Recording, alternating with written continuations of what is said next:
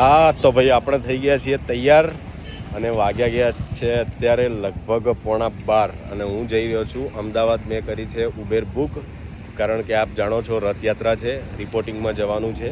તમને બધાને તો એમ હશે ને કે જેડી ભાઈને મજા હા, કશું મજા નહીં ભાઈ. મજા કોઈ જગ્યાએ હોતી નહીં, મજા લૂંટવી પડે, બાકી બધી જગ્યાએ સંઘર્ષ જ છે. આપણી ગાડી આવી ગઈ છે ભાઈ. તો સવારનો ઓફિસે હતો હું દોસ્તો, પછી સાંજે આવ્યો ગાંધીનગર, પાછો ફ્રેશ થઈ ગયો અને પાછો અડધો કલાકની અંદર તરત રવાના. 25 કિલોમીટરની જર્ની પૂરી કરીને આપણે આવી ગયા છીએ આપણી હેડ ઓફિસ અમદાવાદ. અહીંયાથી અમારા કેમેરામેન હશે જે અમારી સાથે આવશે.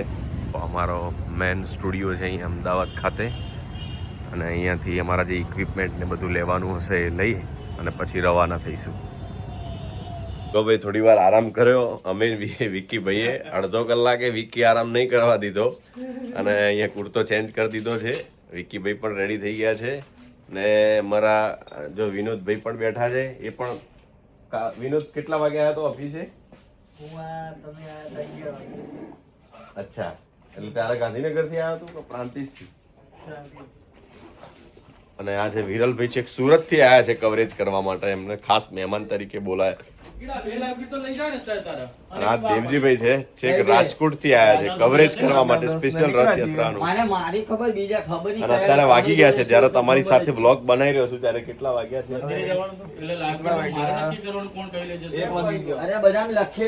1 વાગેલો છે. પોતપોતાનો કેમેરાનું યુનિટ રેડી કરી રહ્યા છે ભાઈ. કોઈ એમનું યુનિટ, આ અમારી લાઈવ કિટ છે જેનાથી અમે લાઈવ પ્રસારણ ટીવી પર બતાવીએ છીએ. ના યુનિટ સૌના યુનિટ ચાર્જ કરી રહ્યા છે, કોઈની બેટરી ચાર્જ થઈ રહી છે. આ બાજુ વિરલભાઈ એમનો કેમેરો રેડી કરી રહ્યા છે. કે આપણો યુનિટ લઈ લેજે.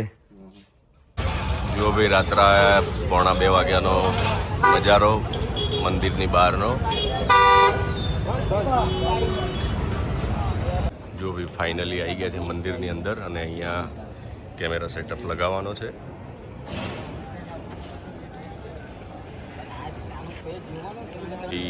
જો મંદિરના પ્રાંગણમાં અત્યારે અમે ઊભા છીએ. 30,000થી વધારે પોલીસના જવાનો છે, પેટ્રોલિંગમાં છે, સઘન સુરક્ષામાં છે. આ સિવાય રેપિડ એક્શન ફોર્સના જવાનો છે એ પણ ખડે પગે છે. પ્રથમવાર એ ટેકનોલોજીનો ઉપયોગ છે અહીંયા આજે આ વખતના સુરક્ષા બંદોબસ્તમાં કરવામાં આવ્યો છે. 1,000 કરતાં વધારે બોડી વોર્ન કેમેરા હોય, તમામ બાબતોનો અહીંયા ઉપયોગ કરવામાં આવ્યો છે.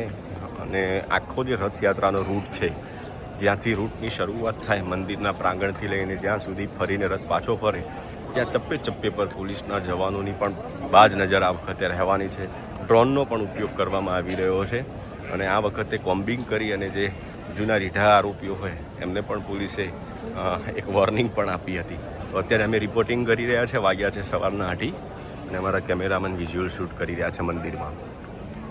તો ભાઈ અમારા સહકર્મી છે નિકુંજભાઈ જાની, એ પણ રિપોર્ટિંગમાં આવ્યા છે અને એમની એવી ઈચ્છા છે કે એમનો એક ફોટો પડી જાય મંદિરમાં. તો વિક્કીભાઈ અત્યારે એમનો ફોટો પાડી રહ્યા છે. તો ભાઈ જો અમારા નિકુંજભાઈ છે એ અહીંયા એક ગરબા ખેલૈયાઓનું ગ્રુપ છે, એમનું ઇન્ટરવ્યૂ લઈ રહ્યા છે ને આ બાજુ ભગવાનની આરતી ચાલી રહી છે.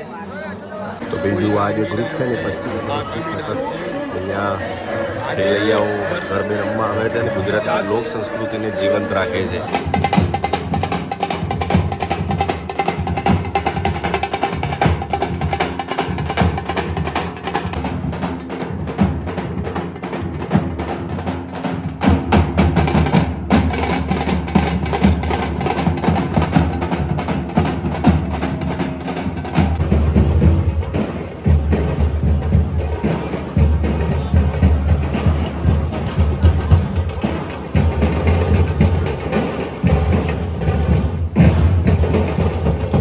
ભાઈ અત્યાર સુધીમાં ઘણું બધું રિપોર્ટિંગ અમે કરી દીધું છે. મંદિરના પ્રાંગણની અંદર બહુ જોરદાર માહોલ છે. એક તરફ આદિવાસી નૃત્ય છે, બીજી તરફ લોકો ગરબે ઘૂમી રહ્યા છે. ઢોલ અને શરણાઈના નાદ સાથે આખું મંદિર ગુંજી ઉઠ્યું છે. જો બહેનો ગરબે રમી રહી છે તમને બતાવું. જુઓ સામે બહેનો માથે ગરબા લઈ અને ગરબે રમી રહી છે. આપણી ગુજરાતની વર્ષો જૂની જે પરંપરા છે, સંસ્કૃતિ, એની ઝાંખી અહીંયા જોવા મળી રહી છે. આદિવાસી નૃત્ય.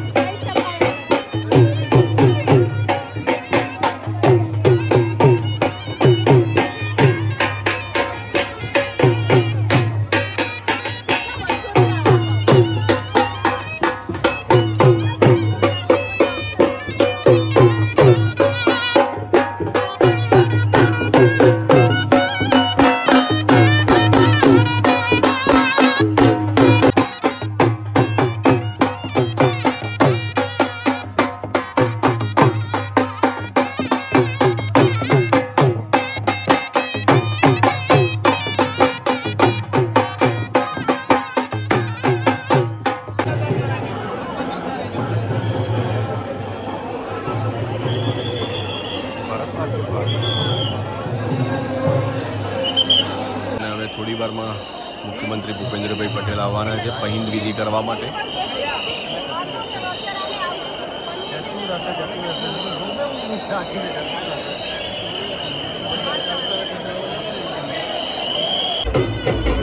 થોડી જ વારમાં ગુજરાતના મુખ્યમંત્રી પહિંદ વિધિ કરવા માટે આવવાના છે. ગુજરાતના ડીજીપી CS મલિક આવી ગયા, એમને દર્શન પણ કર્યા. થઈ ગયું છે અજવાળું રિપોર્ટિંગ કરતા કરતા. મુખ્યમંત્રી સાહેબ શ્રી તથા નાયબ મુખ્યમંત્રી સાહેબ શ્રીનું જગદીશ મિત્ર મંડળ હાર્દિક સ્વાગત કરે છે.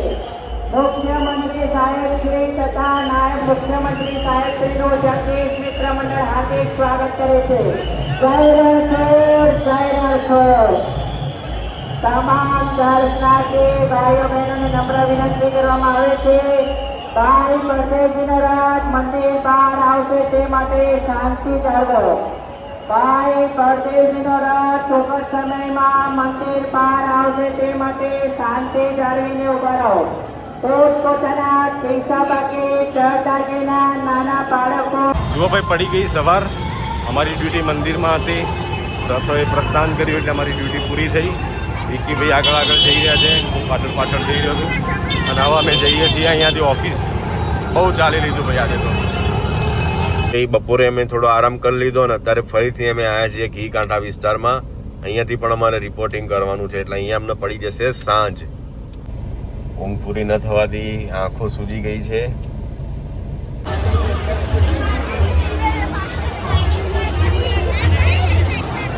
બધા લોકો ભાઈ રાહ જોઈ બેઠા છે. પાછળ કેટલી બધી ભીડ છે વિક્કીભાઈ.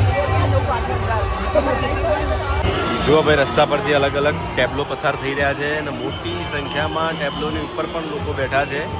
નીચે ચોકલેટ ફેંકી રહ્યા છે. લોકોને બહુ આનંદ આવી રહ્યો છે આ ચોકલેટ કેચ કરવામાં. 100થી વધારે આવા અલગ અલગ થીમ પર બનેલા ટેબ્લો છે. આ નીચે ઊભેલી પબ્લિકે એટલી બધી ચોકલેટો લીધી તો પણ કોઈ પણ નવો ટેબ્લો આવે ને તો તમે જોજો કાલે કેવી પડાપડી કરશે. એક માણસ વધારે નહીં પણ 50 વખત ચોકલેટ લઈને ઊભો છે અહીંયાથી. અને ઘણા તો ઘરેથી થેલી લઈને આવ્યા. અરે ભાઈ, પ્રસાદી લો પણ ઘરેથી થેલીઓ ભરવા તો ના આવો અહીંયા. ભાઈ આજે ખરેખર થાક લાગ્યો. થાક લાગ્યો. ઓલા ઉડી ગયા.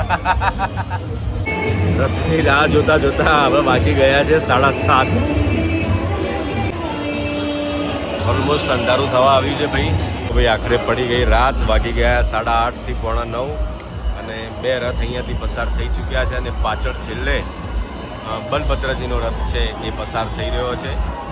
અને હવે જો આ છેલ્લો રથ પસાર થશે પછી અમે જઈશું અમારી હેડ ઓફિસ.